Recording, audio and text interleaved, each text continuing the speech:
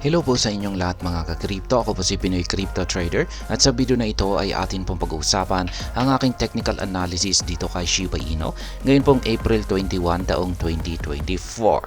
At ayan, nakikita po natin na kahapon ay biglang bumuo po ng isang malaking bullish candlestick itong si Shiba Inu. Kaya umangat po yung kanyang presyo. Ayan, kaya mabuti na lamang at bumili po tayo sa mababang presyo nitong mga nakalipas na araw. Kasi bala ko pong mag-take profit ng konti dito sa sunod na major resistance line natin na 40 digits 2776. Kaya ayan, mukhang maganda po ang ipinapakita ng performance ngayon ni Shiba Inu. Makaka-take profit na naman po tayo. Kaya ayan, siguro ay baka babanggain niya ito mamaya or baka bukas. Pero ayan, mukhang nagpapakita po ng isang pagbabago or trend direction itong si Shiba Inu kung mababasag po niya yung mga resistance line natin dito o yung upper portion ng ating bullish flag pattern na ito, ay sa tingin ko ay talagang makakaranas po siya ng isang matinding price surge. Kaya ayan, bago po tayo magpatuloy ay nais ko lamang po munang bigyang linaw ang aking disclaimer kung saan ang nilalaman po ng video na ito ay hindi po ito isang financial advice. For education and information purposes lamang po ang layunin nito. Maliban po dito ay nais ko na rin pong magbigay papala na wala pong kahit anumang group chat ang Pinoy Crypto Trader. At ayan, check po muna natin ang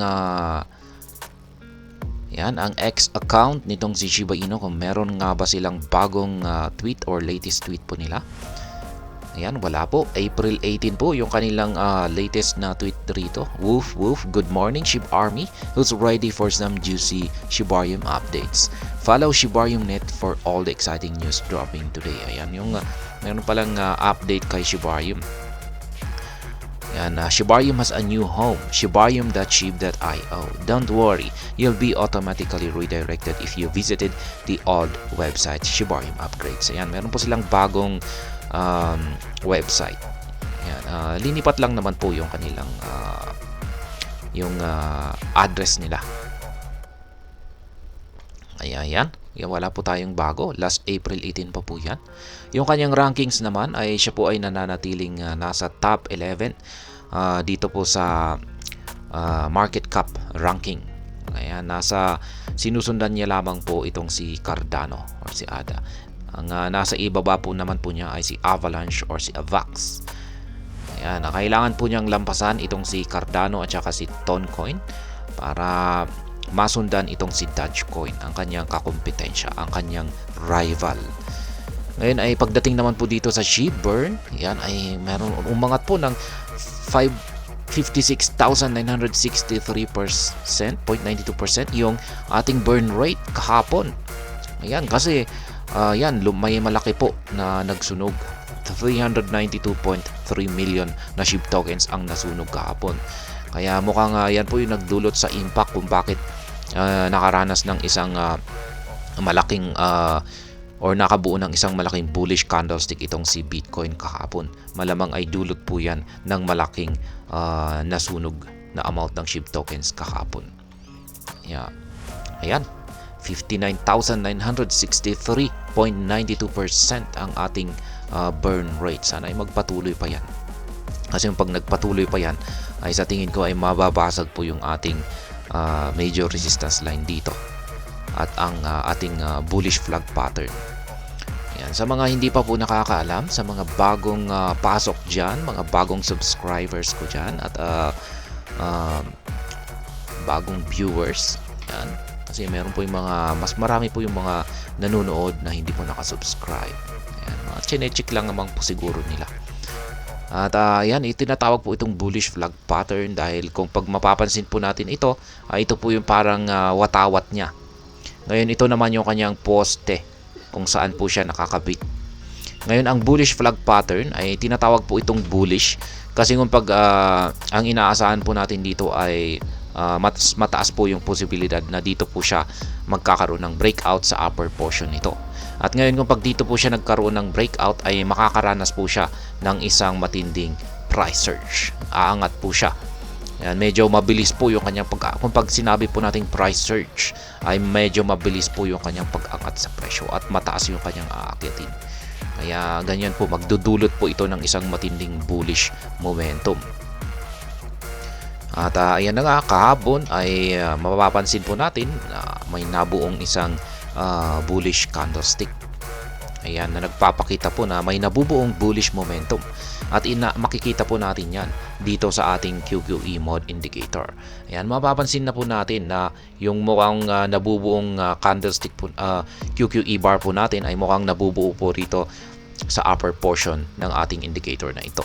At nitong mga nakalipas naman na araw ay mapapansin po natin na lumiliit yung kanyang sukat hanggang sa, ayan na po, napunta na po rito sa ibabaw yung nabubuong QQE bar natin.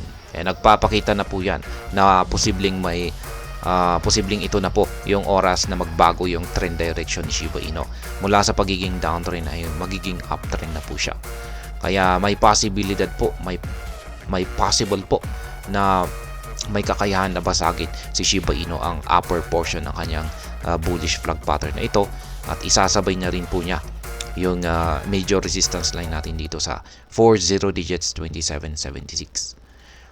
At ayan, kung pag nangyari po yan, ay base po sa aking analysis ay sasabog po itong si Shiba Inu. At possible po na kung pag nagkaroon siya ng breakout ay aakyatin niya yung ating pinaka price target dito na 40 digits 4583. Ang 40 digits 4583 na ito ay ito po yung pinakamataas na presyo na nakamit ni Shiba Inu sa loob ng taong ito. Ayan, ngayong taong 2024 ay ito po yung pinakamataas na kanyang inakyat na presyo. Pero pagdating po sa all-time high or yung pinakamataas na nakamit po niyang presyo ay nasa 40 digits 8. Yan naman po ay nakamit po niya noong taong 2021. Yan noong peak season ng market. Kaya ayan, nakamit po niya ang 40 digits 4583 noong March 5. Yan, itong mga ilang nakalipas lamang po na buwan. Kaya ayan, sa tingin ko ay kung sakaling nagkaroon po tayo ng breakout dito, ay ayan na nga, possible po na aakyatin niya ang presyong 40 digits 4583. Kaya ito po yung sunod kong take profit. Kaya dito, konti lamang po ang take profit ko rito sa 40 digits 2776. Yan, baka sakaling kung tatalbog po siya rito or mabibigo po siyang basagin ito at mauwi po ito ulit sa kanyang correction, ay at least meron po akong gagamitin na pambili ulit dito. Ayan, gagamitin ko pambili. Ngayon, kung sakaling nabasag naman po ito, ayan, ay at least dahil konti lang naman po ang nabenta ko dyan or na-take profit ko, ay at least kung pag-aakyat po siya ay, ayan, dito po talaga mag-take profit ako dito sa 40 digits 4583. Yan, pero hindi pa rin lahat kasi sinasabay ko, nagsiseparate po ako talaga sa pang long term holdings. Ayan, meron po talagang separate na, meron akong separate na yung portfolio para sa long term.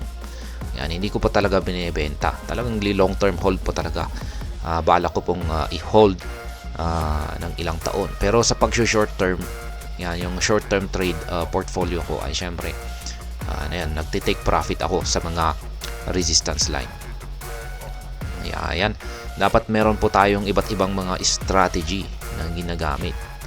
Yan, hindi lamang po iisa. Kaya meron po akong short term at saka long term strategy sa pag-trade. Yan, pag-spot trading. Kaya yan, yung pinapakita ng ating QQE mode indicator ay mukhang yan na nga.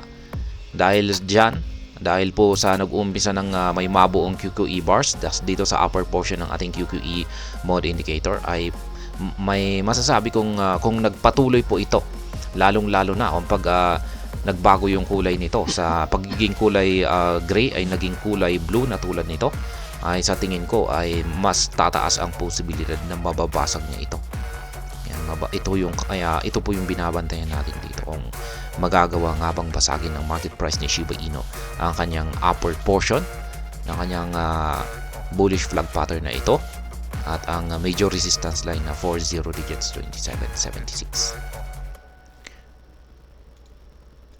At ayan naman po ang aking update dito kay Shiba Inu sa araw na ito.